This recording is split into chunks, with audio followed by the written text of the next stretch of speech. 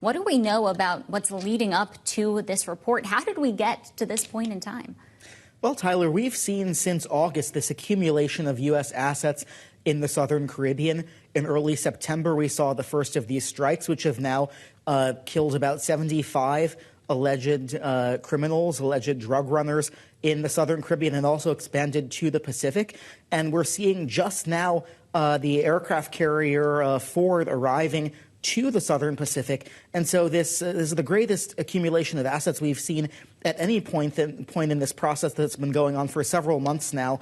And a lot of speculation. The president has spoken to the idea about whether the cartels need to be hit on land in addition to the boats that have been blown out of the water so far by the U.S.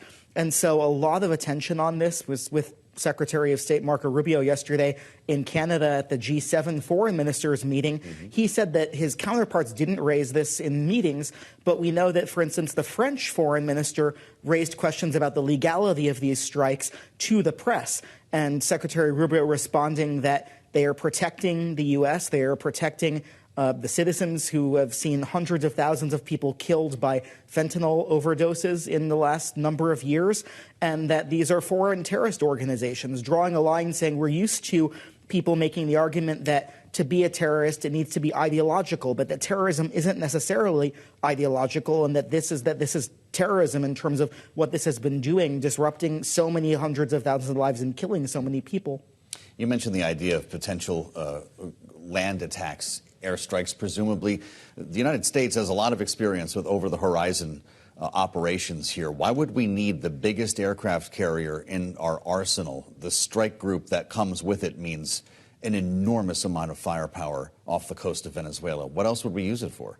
Well, Joe, certainly what analysts have talked about is what this show of force means. Yeah. It's been a long time since we've seen these kinds of assets deployed in the Western Hemisphere and near South America.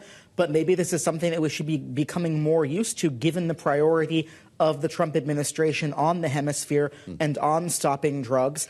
Secretary Rubio yesterday talked about the cooperation and that the U.S. is getting from Mexico on the issue of fentanyl. And one of the reasons that these strikes have needed to happen in the Caribbean is because they're not getting similar cooperation from Nicolás Maduro, who he always reminds us the Southern District of New York has declared to be a drug criminal. And therefore, this idea of an illegitimate government in Venezuela doesn't help the U.S. on stopping drugs, unlike, say, on the U.S. southern border in the land with Mexico, where the Sheinbaum administration has been, and that this is something that needs to be addressed with greater firepower, with direct strikes, because, in part, of the lack of cooperation. Well, today, Maduro fast-tracked a bill to strengthen the country's defenses. We have a headline on the terminal that Venezuelans are urged to spy on their neighbors as U.S. warship nears. What do we know about how Venezuela has been responding to what's going on in terms of the U.S. moving assets into the region? Certainly, we've seen Maduro calling up